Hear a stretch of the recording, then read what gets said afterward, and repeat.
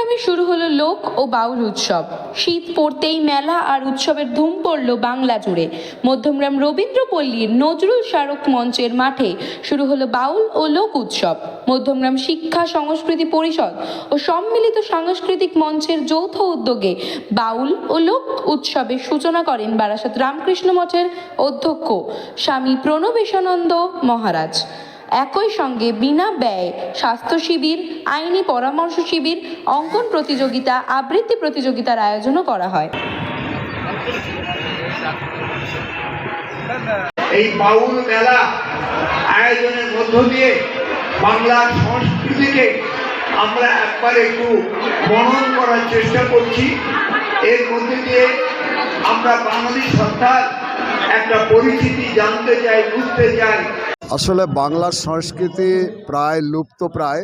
আমরা বাংলা সংস্কৃতিকে বাঁচানোর জন্য আমরা এই বাউল লোক উৎসব কমিটি দীর্ঘ 21 বছর যাবৎ আমরা বাংলার বিভিন্ন প্রান্তের বাউল শিল্পী, লোকশিল্পীদের আমরা এখানে নিয়ে আসছি এবং তাদেরকে এনে আমরা এই মঞ্চে তারা অনুষ্ঠান করছে এবং সাধারণ মানুষের কাছে এই সংস্কৃতিটা বাঁচিয়ে রাখার জন্য আমরা বাউল লোক উৎসব কমিটি সচেষ্ট রয়েছি। এবং আজকেও 21তম বর্ষ উদ্বোধন করলেন আমাদের রামকৃষ্ণ মঠ বারাসাতের স্বামীজি প্রণবেশানন্দ স্বামীজি উদ্বোধন করেছেন এবং উপস্থিত ছিলেন মঞ্চে কাউন্সিলর অলোক সাহা, কাউন্সিলর বৈশালী বন্দ্যোপাধ্যায়, বিশিষ্ট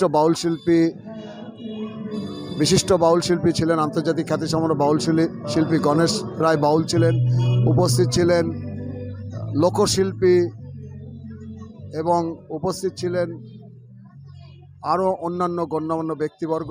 এবং আজকের উদ্বোধন অনুষ্ঠান প্রদীপ প্রজ্বলনের মধ্য দিয়ে শুরু করেন স্বামীজি এবং পরবর্তীতে আমাদের এই অনুষ্ঠানে আজকের অনুষ্ঠানের মধ্যে রয়েছে উদ্বোধন পর্বর পরেই রয়েছে চিকিৎসা শিবির। ইন্ডিয়ান মেডিকেল অ্যাসোসিয়েশনের সহায়তায় আমাদের মেডিকেল শিবির চলছে আজকে এবং আইনি পরিষেবা শিবিরও চলছে আজকে।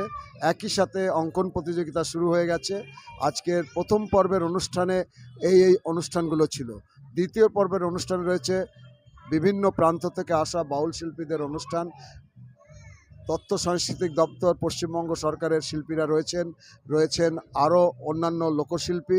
এবং দ্বিতীয় পর্বের অনুষ্ঠানের শেষ পর্যায়ে রয়েছে বিশিষ্ট বাউল শিল্পী এবং বিশিষ্ট লোকশিল্পী আমাদের অনুষ্ঠান করবেন শেষ পর্যায়ে।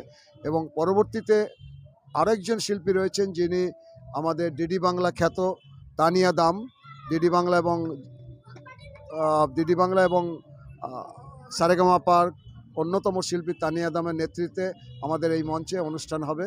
আজকে প্রথম দিন উদ্বোধন পর্বে এই অনুষ্ঠান সূচির মধ্যে ছিল। 3 দিন ব্যাপী আমাদের অনুষ্ঠান হচ্ছে। এটা সর্বতভাবে আমি সাফল্য কামনা করি এবং এই অনুষ্ঠানের মধ্যে দিয়ে সবাই আনন্দ যে করছেন, এই আনন্দটা কি আনন্দ, এই ব্রহ্মানন্দের একটি কণা। তো সেই ব্রহ্মানন্দের যে কণাটা, এটা আমরা ধরে রেখে যেন এগিয়ে যাই আর পরস্পর হিংসে, দেশ, মারামারি এইগুলো যেন আমরা ভুলে যাই। আর ভুলে গিয়ে পরস্পরের মধ্যে একটা সৎ ভাব যেন থাকে এবং পরস্পরকে সাহায্য করার জন্য আমরা একটু চেষ্টা করি যেন। ধন্যবাদ।